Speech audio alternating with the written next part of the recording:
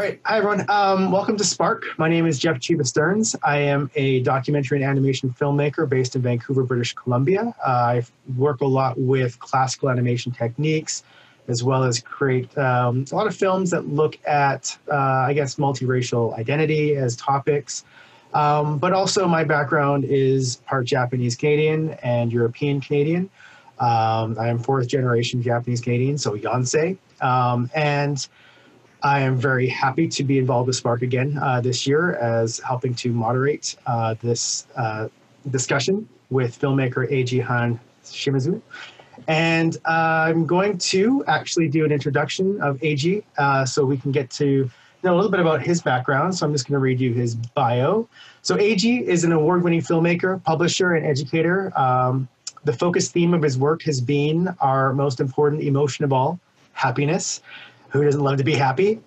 His documentary film, Happy, has not only won a number of awards from film festivals and become the #1 documentary on iTunes, but also has been highly regarded and frequently used as an educational material in scientific and educational institutions around the world.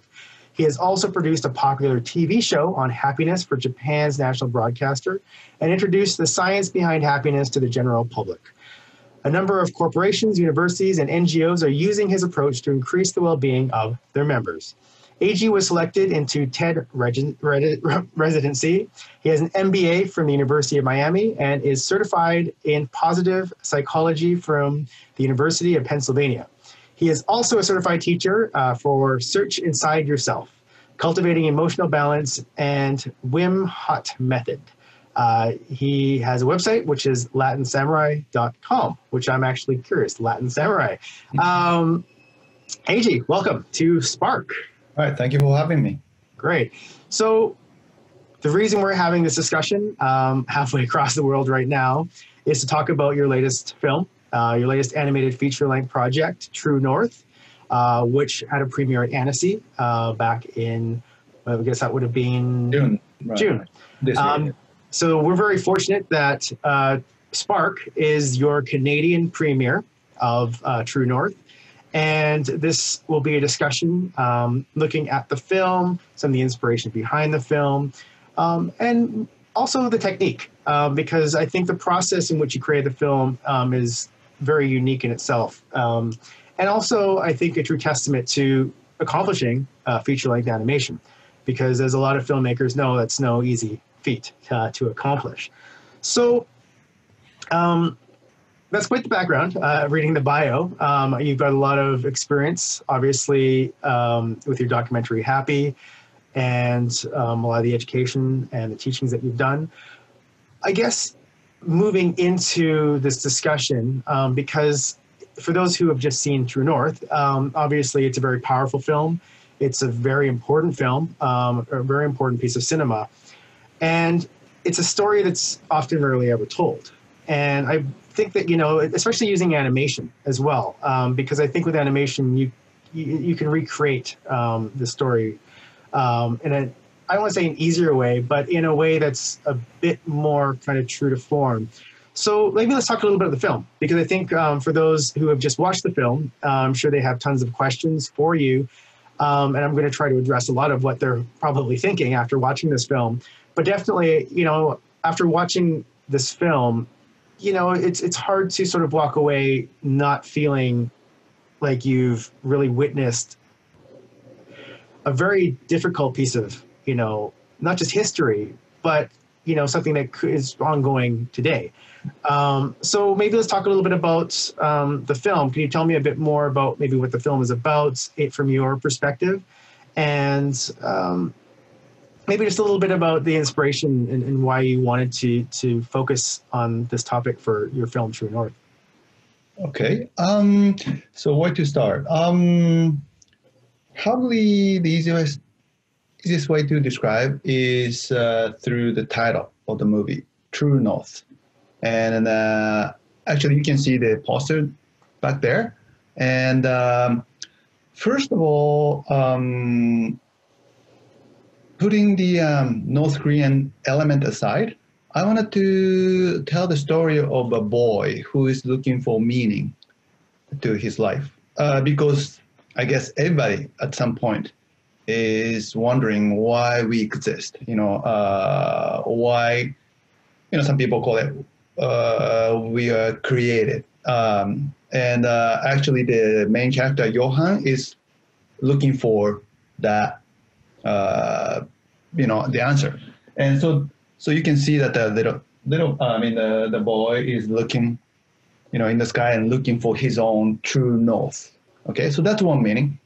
And the second meaning is that if you imagine that if you tilt the poster to 90 degrees to this way, then you'll see North Korean national flag.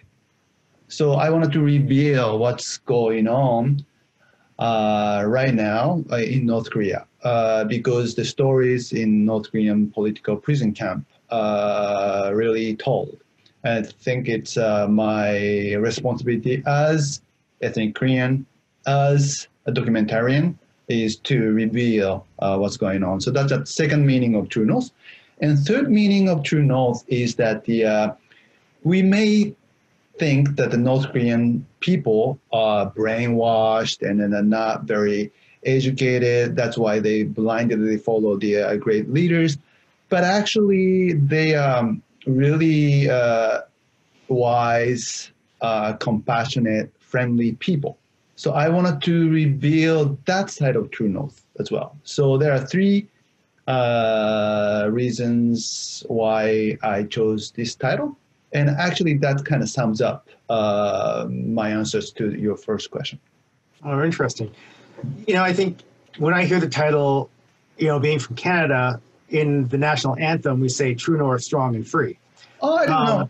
Which is interesting, right? So when I hear the title of your film, thought it might have been a reference to that, but in actuality, it's a reference to really, like you just mentioned, North Korea as well, the story from North Korea.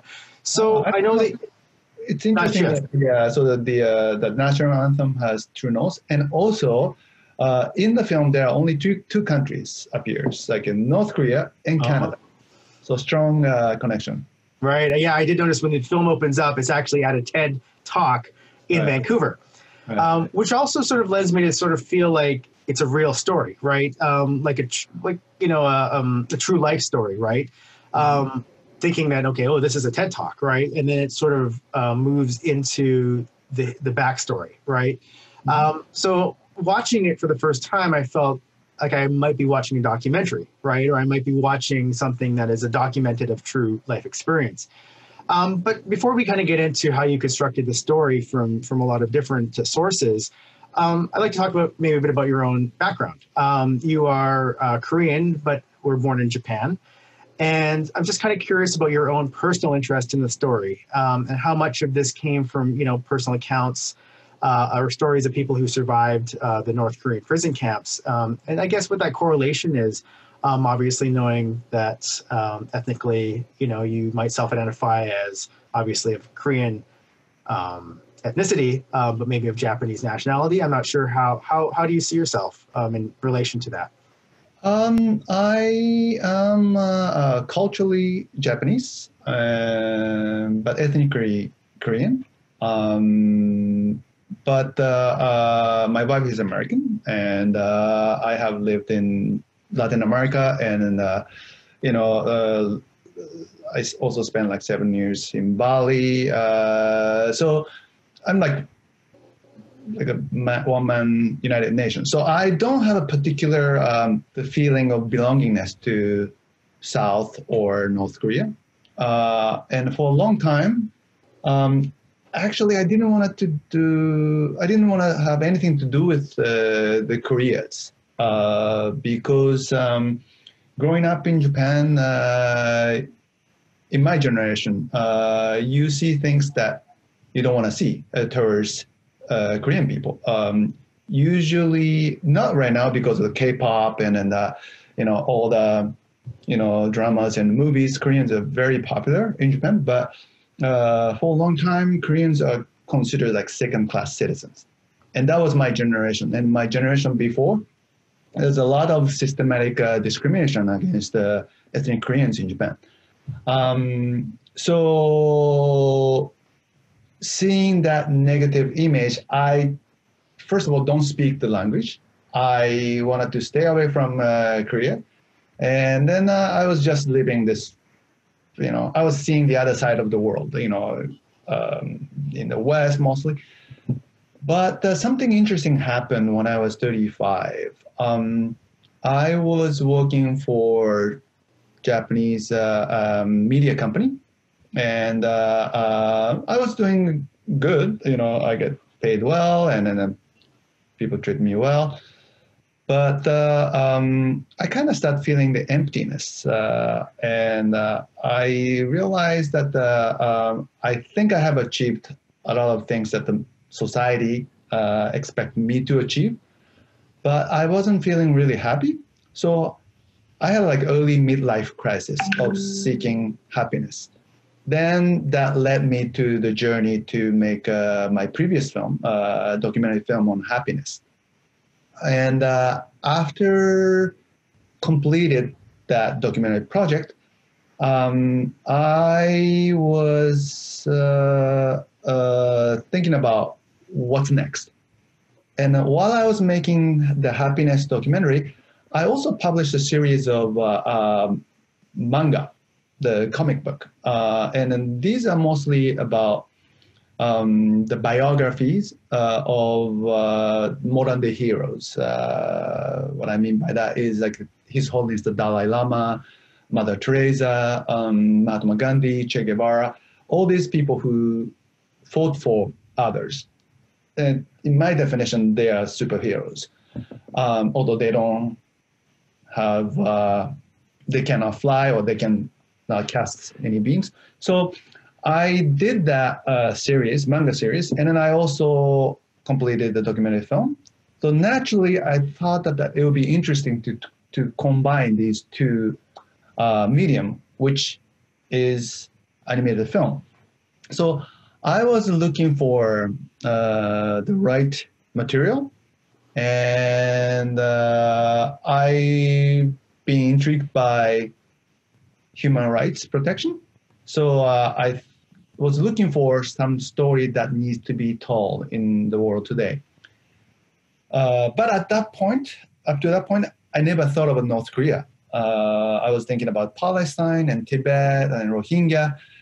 But one lady who became my friend, she is the head of Human Rights Watch in Japan, approached me and said that, hey, what about North Korea? And she gave me a book. The English version is also ready. It's called Camp 14. And it's a memoir of a survivor of North Korean political prison camp. Later, the book had a little bit of the authenticity of the what he had written or proven wrong, but that's a different story. But actually, it describes what's going on inside North Korean prison camp. And then it was so horrendous that I couldn't eat for 3 days because the human rights, the degree of human rights abuse was so much. Then, having read that, something kind of triggered in my mind. Very interestingly, very old memory, or I don't know, I may have fabricated this memory-like thing in my brain, but I think I remembered what my either grandma or grandpa said to me when I was like 3 or 4 years old. And I did some, naughty stuff, and either him or her, told me that, Eiji, if you misbehave, you'll be taken to North Korea.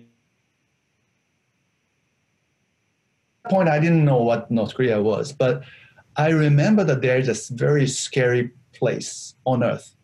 But that memory was, buried, for decades.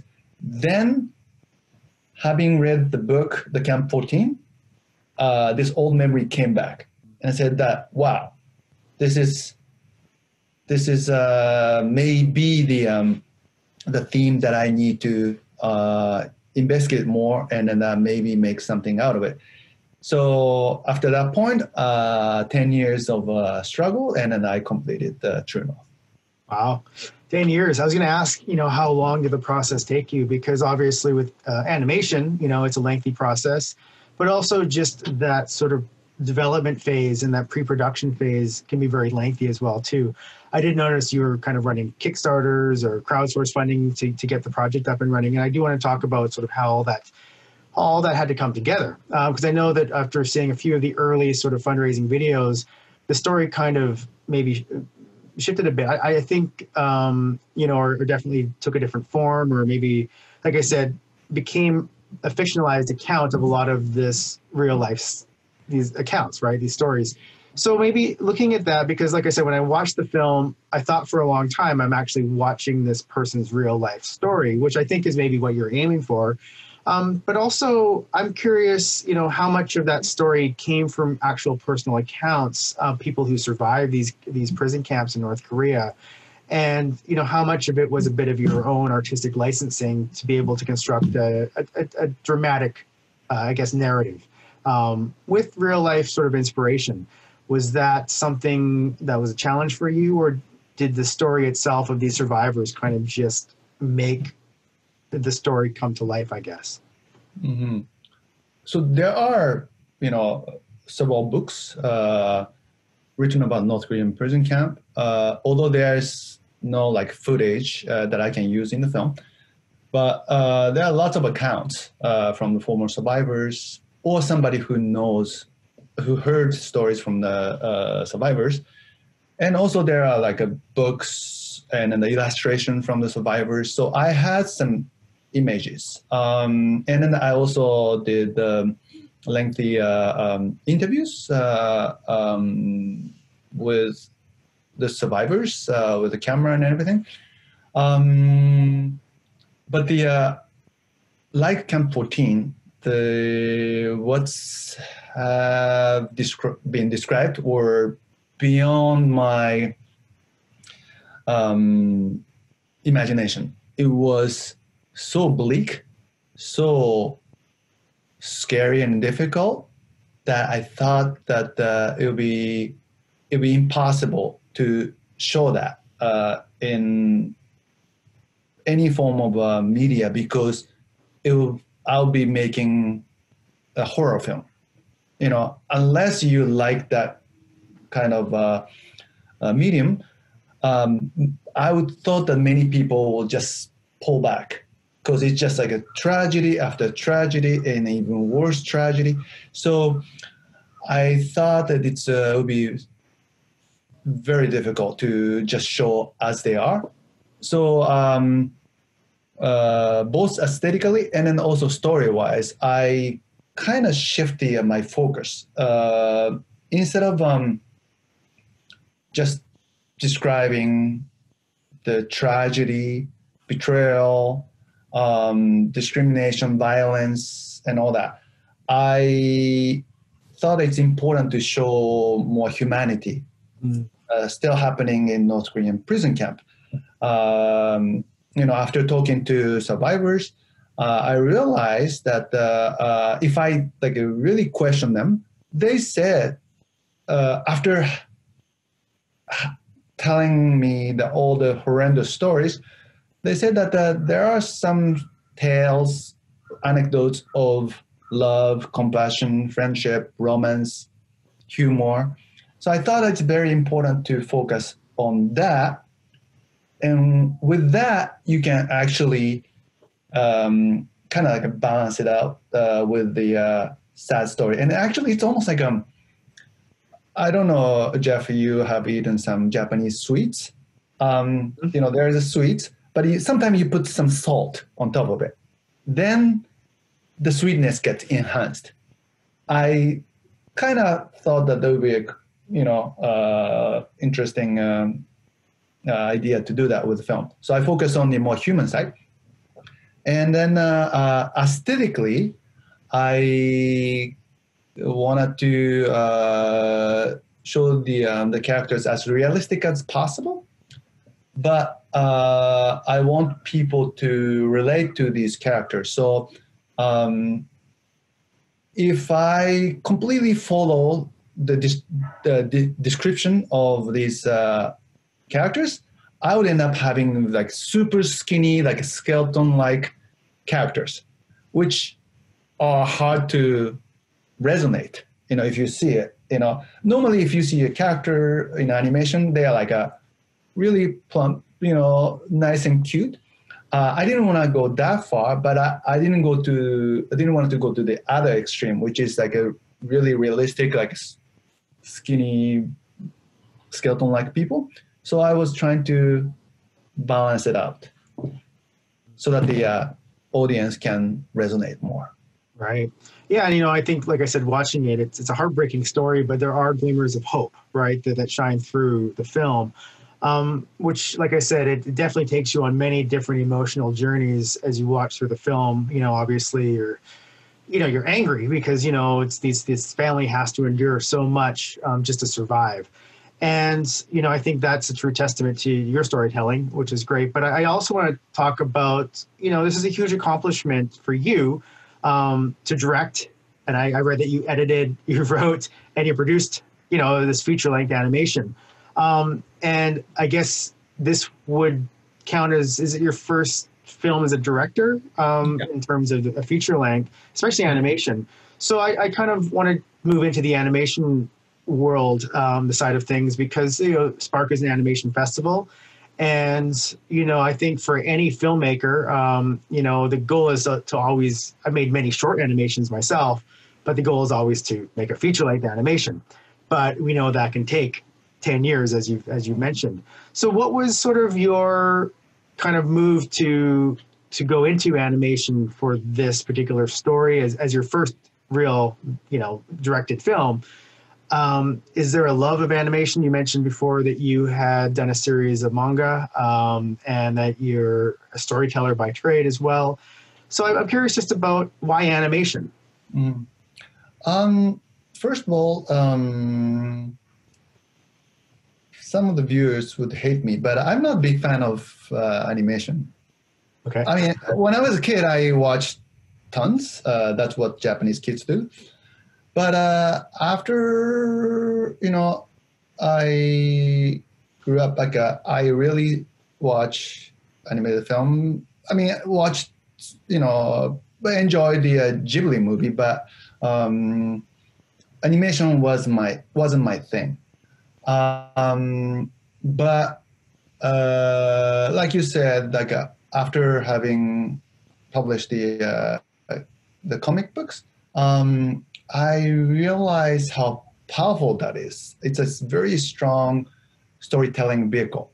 And with whether it's animation or manga, with some drawing, you can actually add human faces to the story, or maybe a news headline.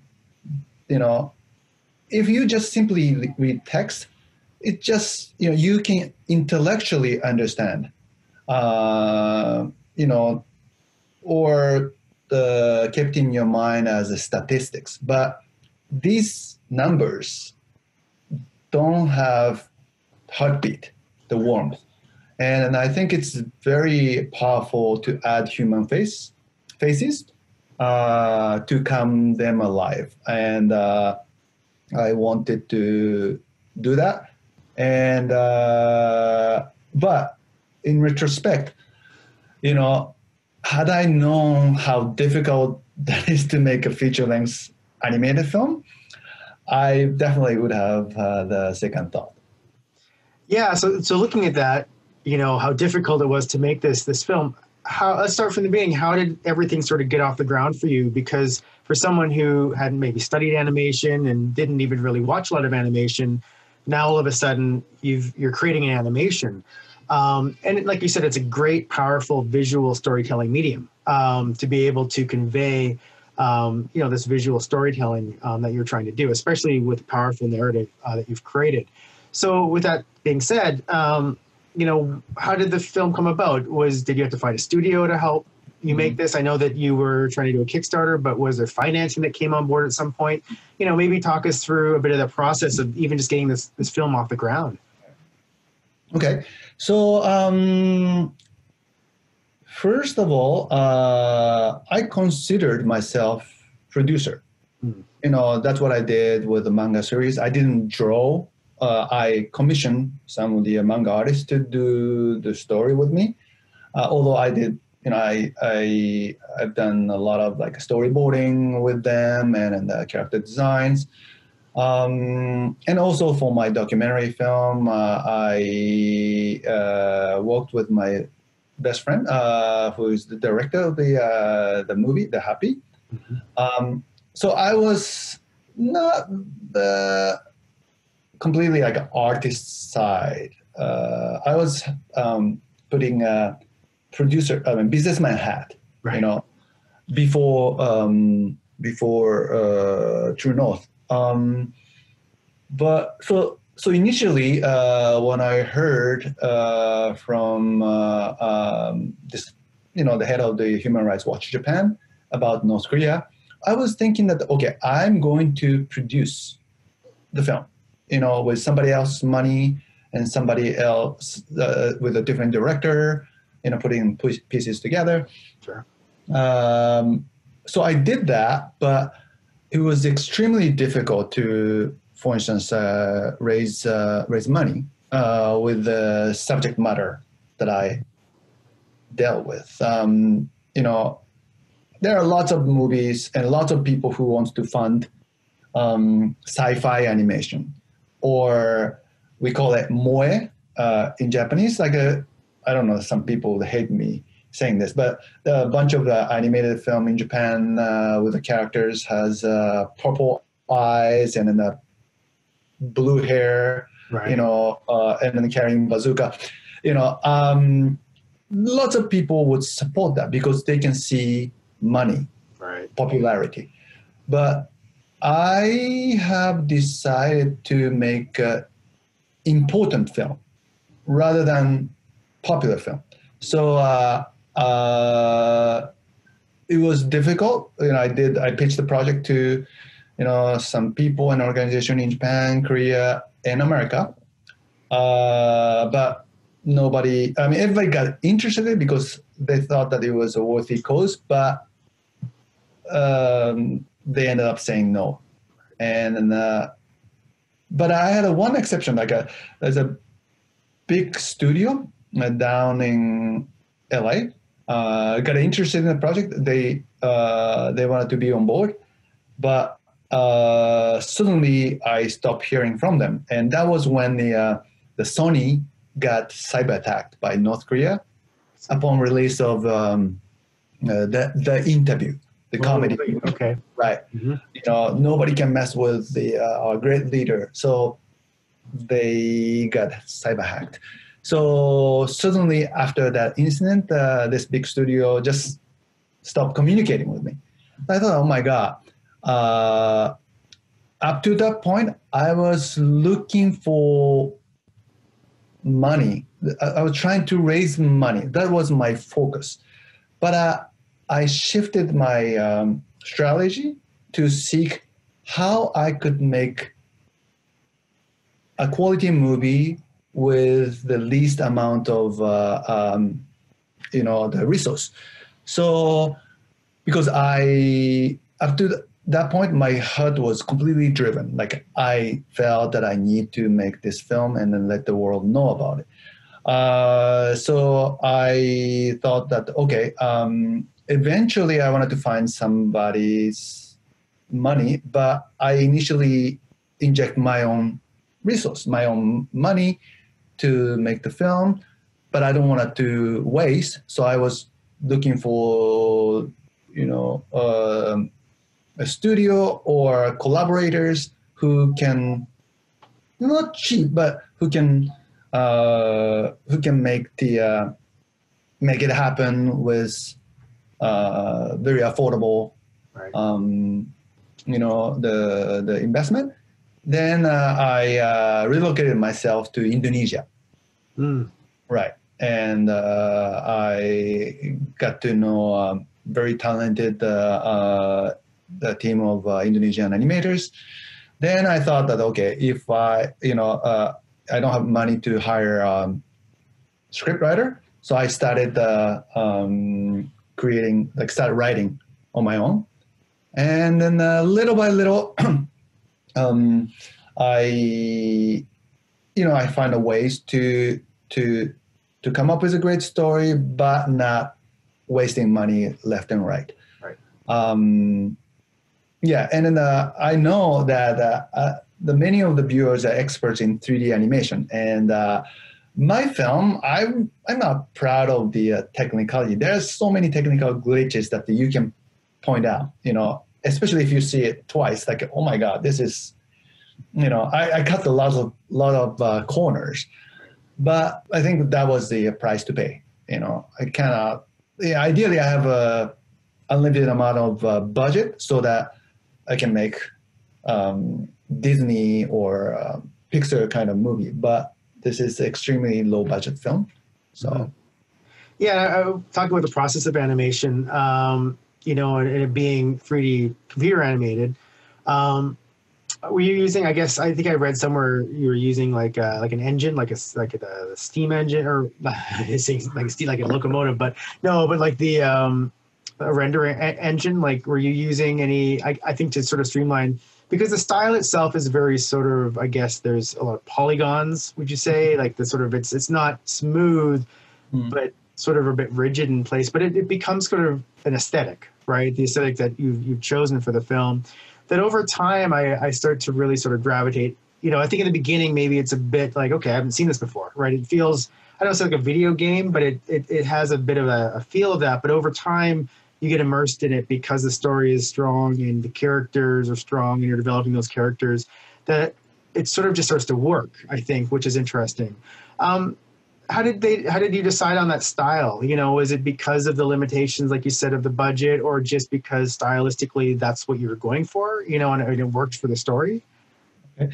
So stylistically, of course, like many people, I wanted to make great looking 3D animations like what the Pixar does or Disney does. But if you try to kind of compete against these giants, your odds is super low, because you simply cannot achieve that quality. So instead of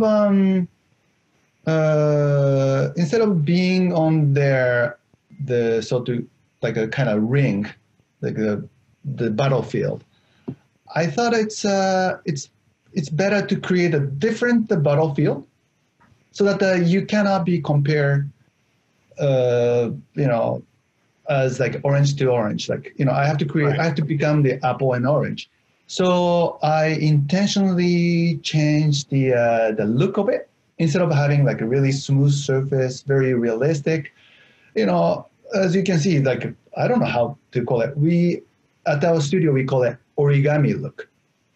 Right. There's like, the paper handfold origami look. So clearly different. The style is clearly different from what the giants create. So it's a distinct enough, like we are telling, like almost like a disclaimer. Hey, don't expect smooth looking surfaces. We are intentionally trying to be a bit artistic.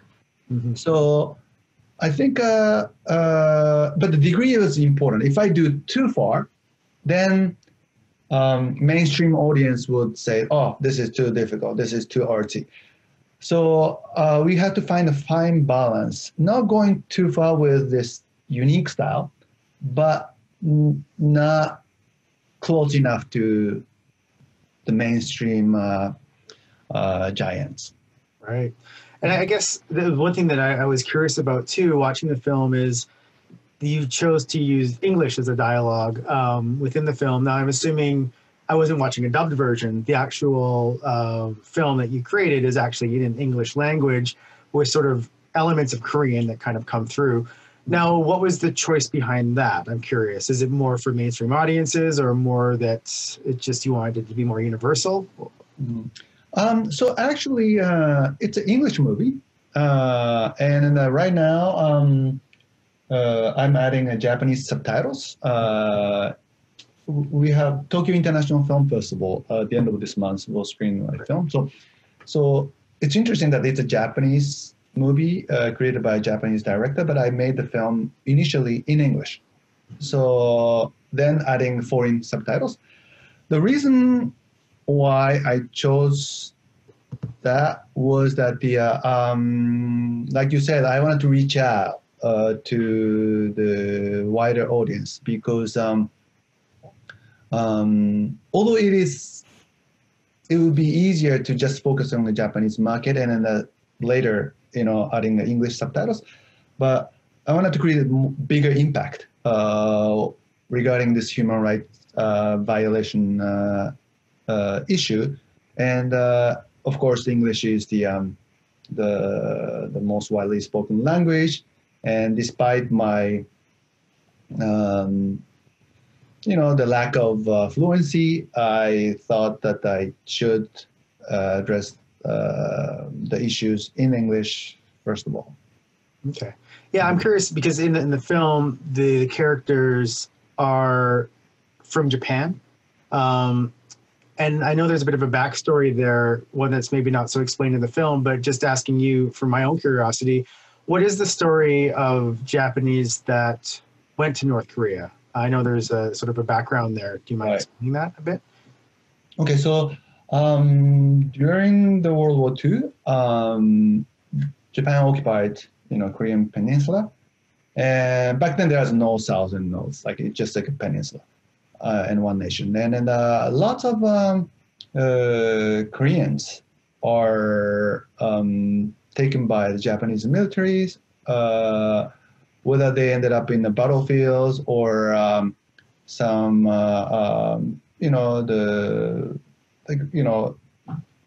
end up working in the factories in Japan.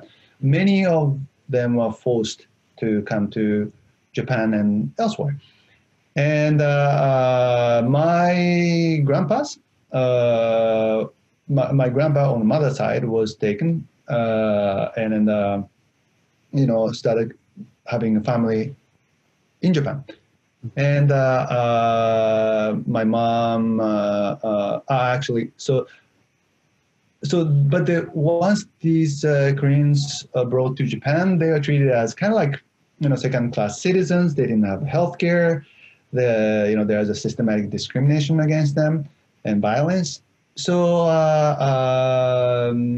they created the ghetto to support each other.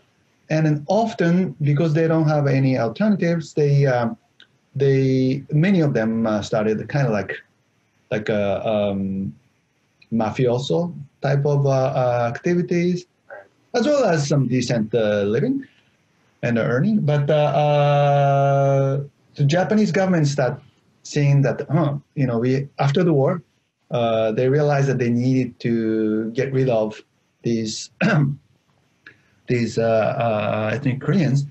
Then in the 1960s and 70s, at the height of the Cold War, the whole Eastern Bloc showcased North Korea as heaven on earth, and heavily promoted that, hey, to the ethnic Koreans in Japan who are marginalized, telling them that, come to us, come join us to build the ideal socialistic country, and we'll guarantee you the free healthcare, free education, and then the housing and all that. So many ethnic Koreans start seeing that that's a great option, and then in fact, over 93,000 Koreans decide to move to North Korea from Japan. And which includes some of my family, friends, and then the neighbors, because it's 93,000 people, a lot of people. And then after they relocate themselves to North Korea, many of them had their possessions and money taken away, and some of them were sent to political prison camps because they are considered spies to the enemies of the enemy states. So now I have a very strange survivor's guilt, because if my mom or grandparents made one different decision, two different decisions, I may have been born in North Korea and ended up in North Korean political prison camp. So I exist here with all the freedom and affluence simply because I was lucky. Right. And same to you, Jeff. Your last name is Chiba-san, and maybe your grandpa, grandma, or older generation, decided where to migrate to. Probably they had options to move to South America, Brazil, or the U.S., Canada, or North Korea, Right. maybe. And that decisions will change so much. I mean, you I guess you have a very happy life in Vancouver, but imagine that one decision that the grandpa or grandma made decades ago, created a completely different life. So I feel strange survivor's guilt, and it's kind of like a cheap sci-fi movie. It's almost like me living in Tokyo, having a happy life, trying to save my myself, who is stuck in a political prison camp in North Korea. Right. Yeah, and it's interesting. I'm actually making a graphic novel right now about Japanese Canadian history and identity. And during World War II, 22,000 Japanese Canadians were interned and imprisoned in prisoner of war camps, and they were interned in internment camps. And a lot of the men were sent to work in road camps, 18 to 60-year-old, which kind of paralleled a lot to what I saw, in your film. The fact that it was kind of forced labor. They at least got paid pennies a day, but it was still something where there were circumstances beyond their control, and it was very unjust. And that was during World War II. And it's hard to fathom that even today, these atrocities and this injustice is still happening, especially in areas like North Korea. So, I guess you mentioned prior, when you're dealing with North Korea, obviously there's a lot of secrecy. There's a lot of, protection of what's going on there, especially with these cyber attacks and stuff. Were you at any point kind of scared to tell this story? Or you sort of does North Korea know about this film? I guess, that's sort of something that was going through my head, because it's very courageous of you to tackle this subject, but at the same time, it's also kind of scary to think that there could be repercussions, that you are exposing something that they probably don't want outsiders to know about. What are your thoughts, so far? Well, in fact, this Zoom conversation is hacked by North Korean spies. Okay, great. Got you. Don't worry about it. Yes, that actually it was a concern, and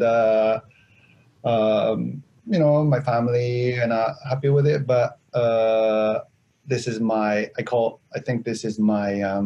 my mission. So I went ahead. I mean, whether I was scared, I was.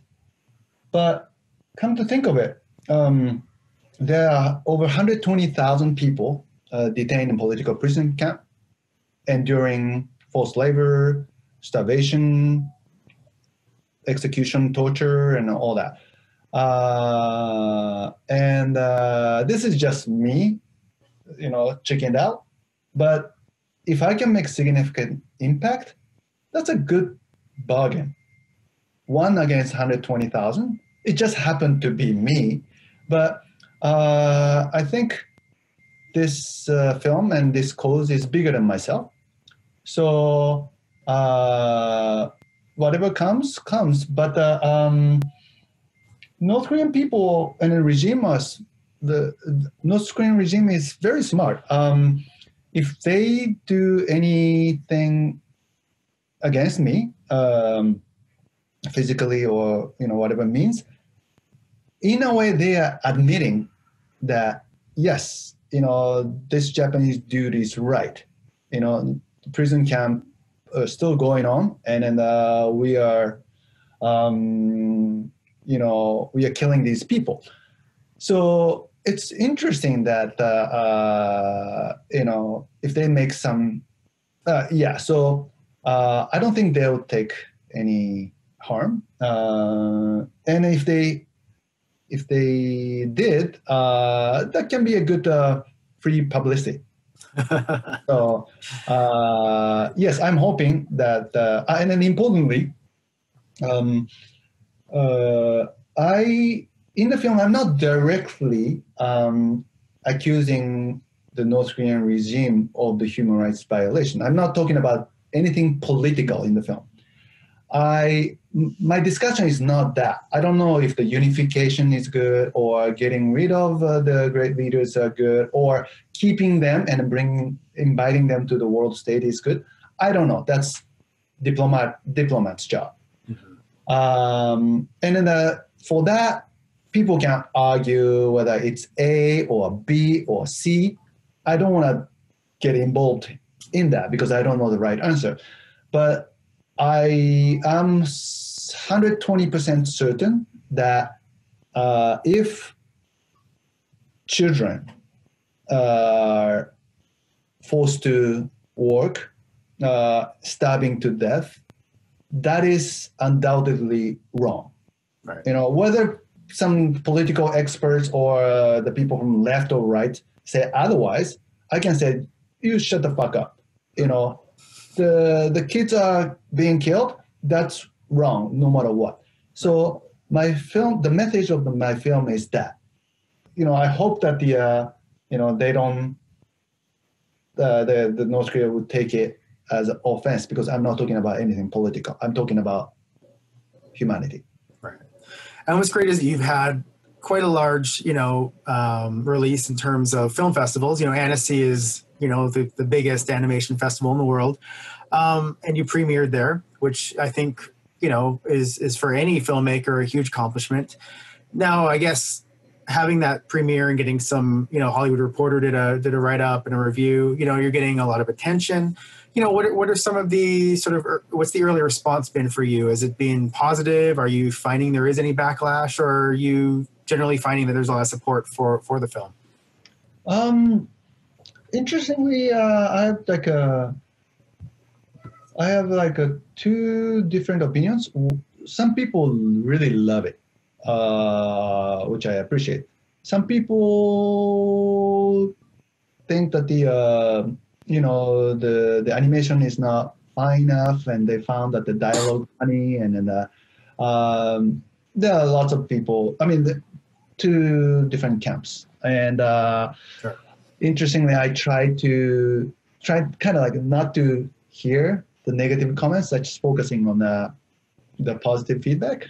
But that's nature of any kind of storytelling. You cannot just please everyone. If you did, then your film is not that interesting.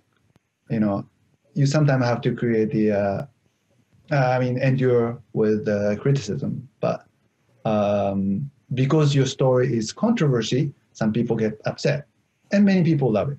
So that's great. And I think, during this time of COVID, unfortunately, it's probably been hard as a filmmaker because, you want to be with audiences in a theater watching the film, and now everything is sort of switched virtually. Even here, we would have loved to have you in Vancouver, and had you here in person.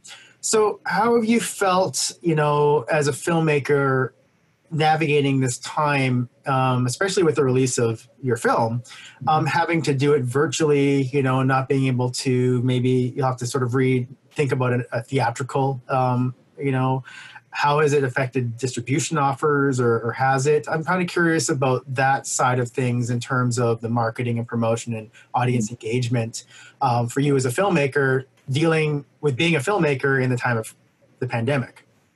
Struggle. Because the last 10 years, I was making the film. My focus was to make to make a film as strong as I could, and I think I did my best, knowing that once you have a great product, you go to you get picked up by the great film festivals, which often set aside with markets. And then, I communicate with the buyers, the distributors, whatnot, sales agent. Then, the films find its way for the world distribution. And that was the case long time ago, not so much recently, but because of the COVID, that's completely cut out. So now, yes, like Spark, many film festivals, some film festivals decide not to have any events, but a lot of film festivals go online. And then, but the markets won't happen, because I'm not physically there to exchange and then, drink some tea with them. Yeah. So that's completely, my scenario is completely destroyed. And I have been in discussion with distributors, and then I found some theatrical venues in some markets, so that's great. But it's not as easy as I thought, because I thought that getting to the film festival is the free tickets to the world distribution or distribution to some international markets. So it's quite disappointing, but I'm determined to find and continue on with the worldwide distribution search. Yeah, I think, it falls in line with a lot of filmmakers right now who've had to really pivot, obviously during this time, because a lot of those avenues have disappeared, right? Mm-hmm. So I think you find there's a lot of ingenuity, or I guess a lot of reshifting thinking on how you're going to get your film to audience. So with that being said, obviously Spark, we're excited to screen your film to our audiences here in Vancouver and beyond. But I guess at the end of the day, what is the end goal for the film? Like, are you hoping to get worldwide distribution and everyone in the world sees it? Or, are you really focusing in on educational sort of avenues? Because, I'm an independent filmmaker myself. I have dabbled in self-distribution and done different hybrid models of commercial distribution, educational distribution. And, I think it's important that we get the film out to audiences, but obviously you are just one person, and I'm not sure if you have a team of people helping you out, but, what is the end goal, I guess, and what you're trying to accomplish with the film in terms of, are you trying to align yourself with certain organizations that will help, I guess, this humanitarian effort? What is your grand goal, I guess, with the film? Yeah, it may sound naive to say it, but whether it's a theatrical release or VOD or affiliating with big organizations, my answer is like whatever it takes to reach out to as many people as possible. Part of me said that, hey, Eiji, get some fame, get some money, revenue, recoup the investment. It's tempting because I have to sustain my career. Yeah. But like I said earlier, this film is bigger than me. This whole subject matter is bigger than me. And so every day it's struggle that, hey, stay on the course. You have determined to make an important movie rather than a popular movie. In the ideal world, these two come together. Important and popular. Right. But if I were to choose, I wanted to make an important movie because there are over 120,000 people still detained in political prison camps in North Korea. And my biggest fear is that as North Korea, sooner or later, will be admitted into the world stage, like okay, so you guys are okay now, welcome. Maybe Donald Trump would facilitate that process, and then I don't have much to say in terms of how, but pretty soon I think whether you like it or not, North Korea will be into world stage.